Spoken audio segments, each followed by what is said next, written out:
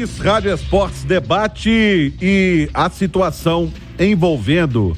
A gente falou ontem um pouco, mas a gente pode voltar a falar mais, ô Léo, sobre esse ataque do Cruzeiro. Eu vi muita gente questionando, e você fez um levantamento, falou que se o Cruzeiro acertasse 8%, né? O Cruzeiro tem, no segundo o SofaScore, um aproveitamento de 8% das chances criadas. Se ele aumentasse para 20%... Você tá doido, né? Aí, eu vi muita gente falando o seguinte, a solução é o Edu. Eu vi muita gente em rede social falando que, o Edu que tem que voltar. Inclusive, o Thiago Reis entrou ao vivo da porta do Parque do Sabiá no Rádio Esportes, do sábado, e o torcedor falava isso também, sobre o Edu. Tá faltando tranquilidade para acertar o gol, ou tá faltando mudar tudo e trazer o Edu, por exemplo, de volta? Não acho que o Edu seja a solução não, Romano, até porque eu gosto do Edu. Quando o Edu deixou o Cruzeiro, eu até fui um defensor aqui de que ele deveria fazer parte do grupo na Série A, para ele ter oportunidade de jogar na Série A com um time melhor, até pra gente ver qual seria o desempenho dele, mas não acho que o Edu seja superior ao Henrique Dourado, ao Gilberto. Eu acho que existem dois problemas. Existe sim um dos centroavantes do Cruzeiro aproveitarem melhor as chances. Centroavante bom é aquele que, principalmente na dificuldade, o cara consegue achar um gol. Quando uma bola tá passando na área, ele consegue botar para dentro. Perdão. Esses são os centroavantes mais decisivos. E são os mais caros também. Então, não dá para o Cruzeiro sonhar com um cara mais decisivo. E tem a criação, Romano.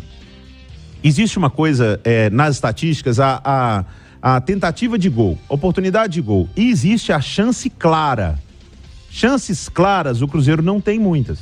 Tenta se recordar aí nos últimos jogos, se teve alguma situação em que o Cruzeiro colocou o Henrique Dourado ou o Gilberto numa chance claríssima de fazer, eles erraram. O Cruzeiro tem dificuldade nessa criação também. Então são dois problemas para o Pepa resolver. Ele precisa de criar mais e não sendo apenas cruzamentos e chegada dos seus laterais, que é uma arma. Os laterais do Cruzeiro são bons, mas ele precisa de mais criação no meio e precisa que os seus centroavantes sejam mais decisivos, porque nos últimos 5 jogos o Cruzeiro não ganhou de ninguém e fez apenas 2 gols. Ô Alexandre, o Edu seria uma solução? Romano, eu acho que não. O Edu é pior que o Henrique do que o Gilberto. Não tenho dúvida. O torcedor fica com essa imagem de Série B. E a primeira preocupação que a gente percebeu na diretoria do Cruzeiro foi justamente, e não é desmanche, é porque mudou o nível, né?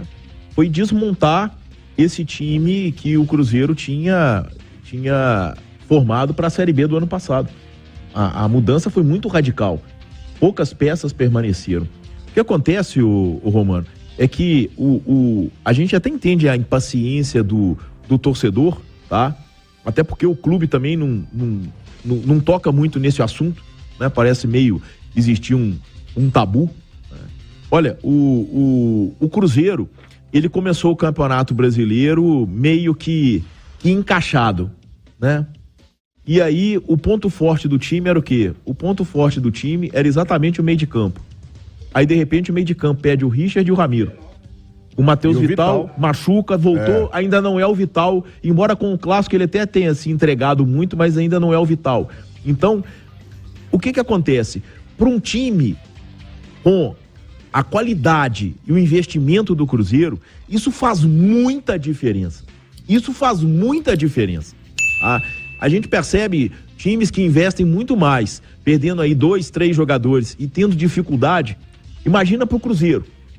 O Cruzeiro tem a conta do Chalel. O Cruzeiro tem um lateral direito, que é o William. Porque os reservas deles são muito ruins. E machucado, né? O Cruzeiro tem 2 zagueiros. O Lucas Oliveira e o Castan, que veio do Guarani da Série B. Onde o Cruzeiro tinha mais jogador que era no meio campo, que eram jogadores medianos, bons, o Richard afastado, o Ramiro machuca, entendeu? Então, é uma situação... O Nicão não encaixou. O Nicão não encaixou. É uma situação complicada. E o tempo vai. O Wesley, por exemplo, hoje é um jogador muito mais útil do que era. E tem torcedor vaiando, pegando no pé. Gente, a limitação, ela existe, ela é evidente. E o torcedor precisa aprender a conviver com isso. O torcedor do Cruzeiro, se ele não enfiar na cabeça que o campeonato do Cruzeiro é para ser 16º colocado, ele vai acabar virando o maior inimigo do time.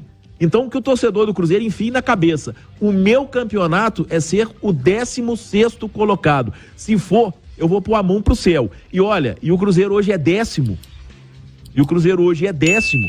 Por causa de um trabalho excelente do Pepa.